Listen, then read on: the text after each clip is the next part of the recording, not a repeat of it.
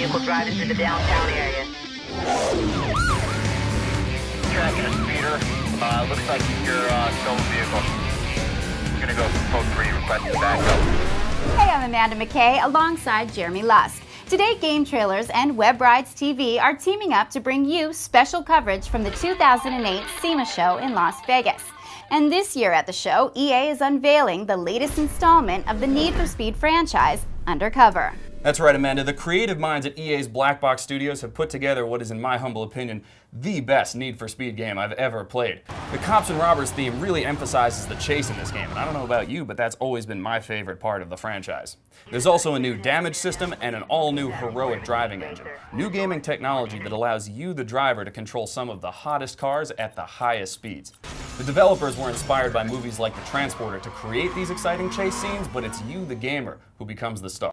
And speaking of stars, Jeremy, I understand that actress Maggie Q has a prominent role in the narrative of the game. Yes, the oh-so-beautiful and sexy Maggie Q plays Chase, pun intended, Lynn, who acts as your handler throughout the game. Now, she drops key intelligence on you, but she'll also get you into a fair amount of trouble along the way. Ooh, well, speaking of trouble, Jeremy, you had the pleasure of spending some time in Las Vegas. But before we go to the SEMA show in Las Vegas, Jeremy is going to take us on a quick tour of EA's Black Box Studio to get a behind-the-scenes look at the development of Need for Speed Undercover. The skies of downtown Vancouver are lined with banks and financial institutions. But above them all is Black Box Studios. Black Box Studios is more of a boutique type of feel. Very cool. We're in the middle of downtown. We have the best views in Vancouver here. It's just a very cool vibe. Well, it's certainly an awesome environment. Well, what's great about working at Black Box is, first off, it's the people here. I think the people make the place. The whole team environment is really what keeps a lot of people here working late. You know, they want to be around their team. They want to make this great product. And I think that transcends into the overall finished product like Undercover.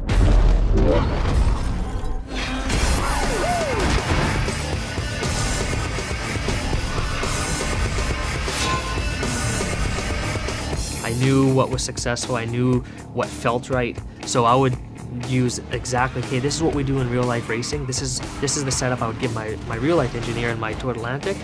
How can we do this in Need for Speed? That to us was one of our biggest challenges.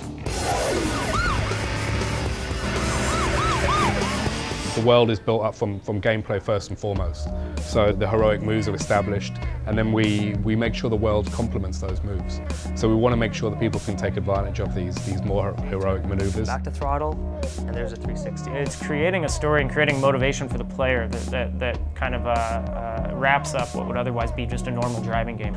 So we tapped into all of those resources in Hollywood to create a live-action cinematic story. But he still may be our way in. From the onset, we wanted to create that package.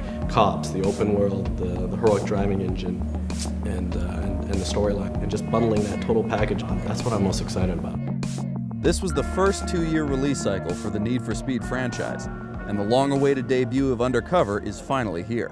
So let's change gears and relocate to the SEMA show in Las Vegas. Now, SEMA is one of the biggest auto shows on the planet, but it's for industry professionals only. That's okay though, because today you're riding shotgun with us as we take a look at the Brembo and Shelby booths where EA has set up stations for the public to play the game for the first time. I'm already down 2 bills at the tables, but that doesn't matter now because we got to go check this game out.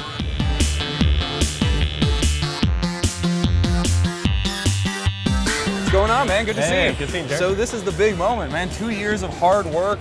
Late nights, you guys are finally unleashing this thing to the masses. How does it feel? No, it's exciting for us. It's great to see people getting their hands on the game for the first time, and we get a kick out of seeing people have a blast with the game. You know, when I was playing Need for Speed Undercover, the real thing that stood out in front of me is how fast everything reacted.